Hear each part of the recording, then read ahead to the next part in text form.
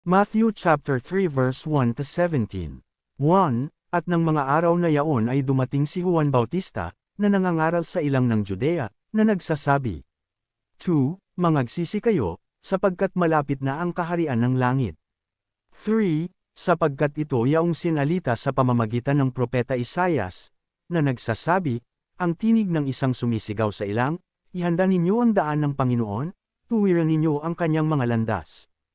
4. Si Juan nga ay nananamit ng balahibo ng kamelyo, at may isang pamigkis na katad sa palibot ng kanyang baywang, at ang kanyang pagkain ay mga balang at pulot-pukyutan.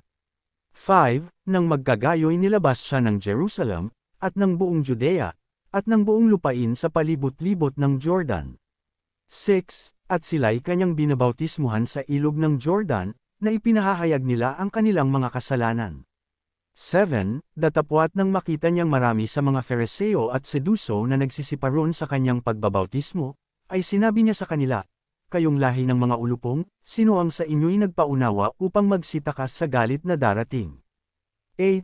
Kayong ay mangagbunga ng karapat-dapat sa pagsisisi. 9. At huwag kayong mangag-isip na mangagsabi sa inyong sarili, si Abraham ang aming ama, sapagkat sinasabi ko sa inyo, na mangyayaring makapagpalitaw ang Diyos ng mga anak ni Abraham sa mga batong ito.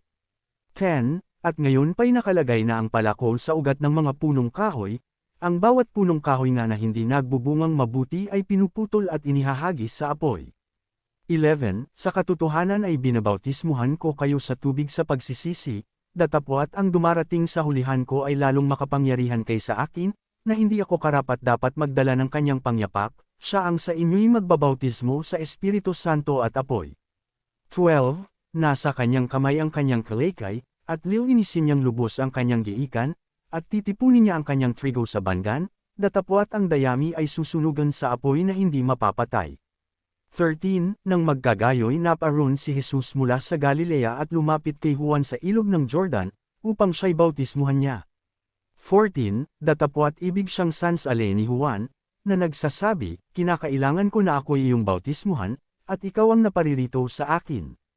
15. Ngunit pagsagot ni Jesus ay sinabi sa kanya, payagan mo ngayon, sapagkat ganyan ang nararapat sa atin, ang pagganap ng buong katwiran. Nang magkagayoy pinayagan niya siya.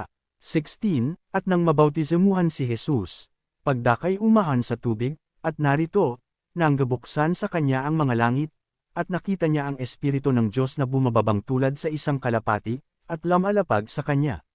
17. At narito, ang isang tinig na mula sa mga langit, na nagsasabi, ito ang sinisinta kong anak, na siya kong lubos na kinalulugdan.